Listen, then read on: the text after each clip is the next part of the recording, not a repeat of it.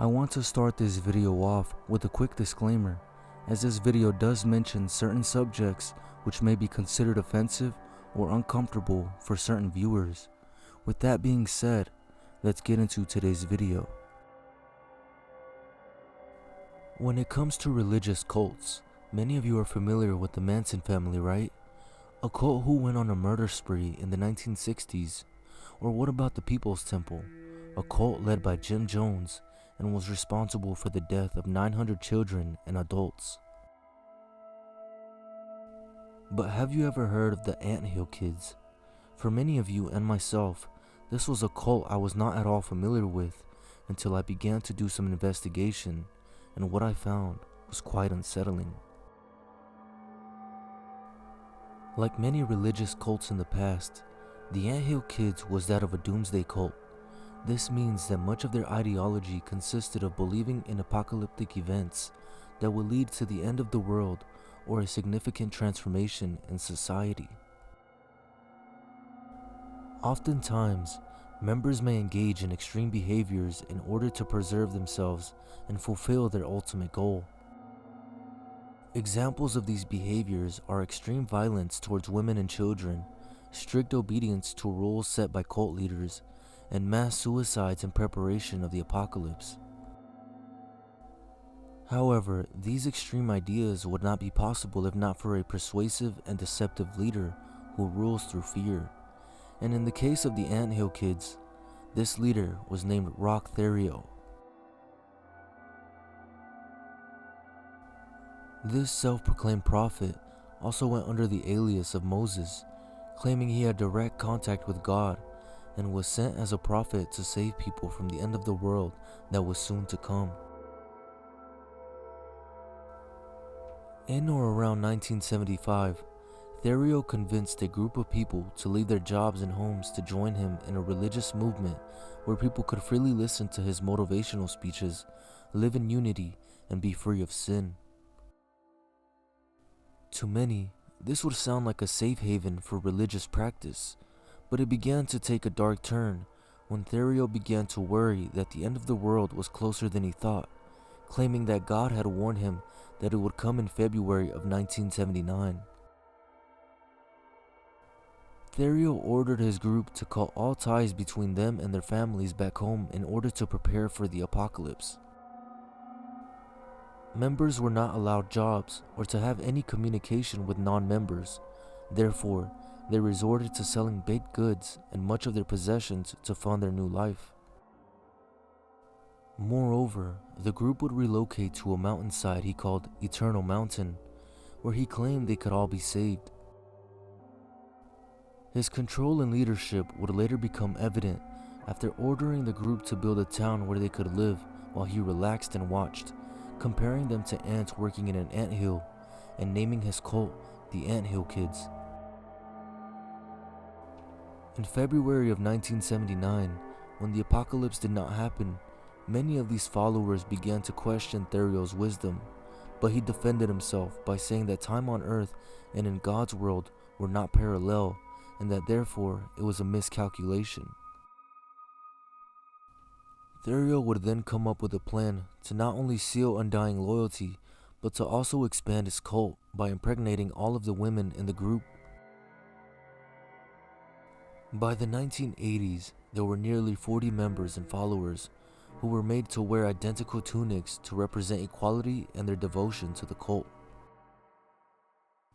Following the cult's formation, Theriot began to move away from being a motivational leader as his drinking problem worsened, exerting an increasingly totalitarian control over the lives of his followers and becoming irrational in his beliefs.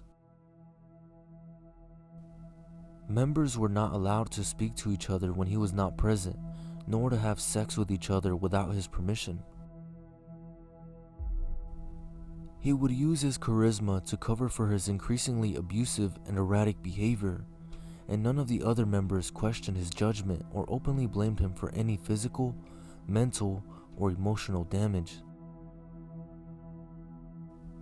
Theriot began to inflict punishments on followers that he considered to be straying by spying on them and claiming that God told him what they did.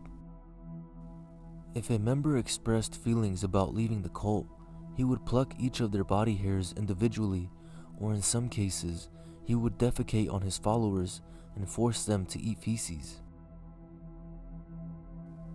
Over time, Therio's punishments became increasingly more extreme and violent by making members break their own legs with sledgehammers, sit on lit stoves, and cut their fellow members' toes off with wire cutters in order to prove loyalty to their cult. Unfortunately, the abuse extended to the cult's children who were sexually abused, held over fires, or nailed to trees while other children threw stones at them.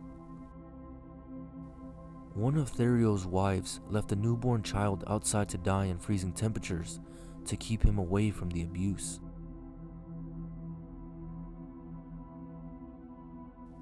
Therio claimed to be a holy being and started performing unnecessary surgical operations on sick members to demonstrate his healing powers. These surgeries included injecting a 94% ethanol solution into stomachs or performing circumcisions on the children and adults of the group. In one particular case, a woman named Solange Boillard complained of an upset stomach. Therio forced her to undress, laid her on a table, punched her in the stomach, performed an enema by shoving a tube up her rectum, and filled her up with olive oil.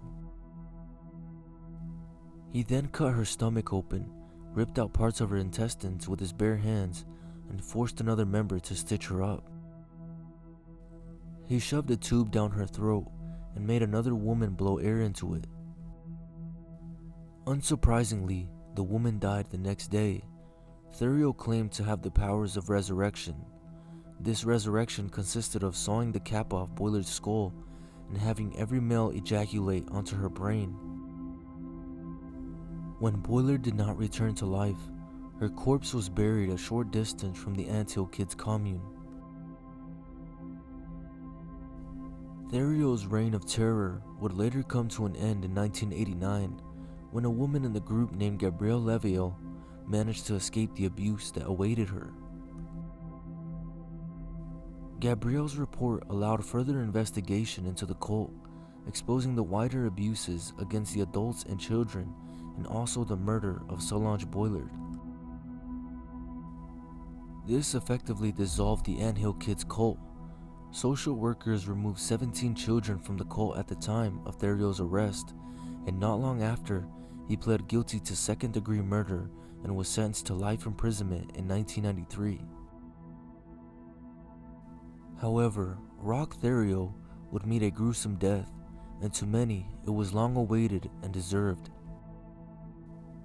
Therio was found dead near his cell at Dorchester Penitentiary. His death was believed to be the result of an altercation with his cellmate, Matthew Gerard MacDonald, a 60-year-old convicted murderer who was charged with the killing. MacDonald pled guilty to second-degree murder and was sentenced to life in prison, having already been serving a life sentence for a previous murder charge. MacDonald had stabbed Therio in the neck with a prison-made knife, walked to the guard's station, handed them the weapon, and said, "That piece of shit is down on the range. Here's the knife. I've sliced him up."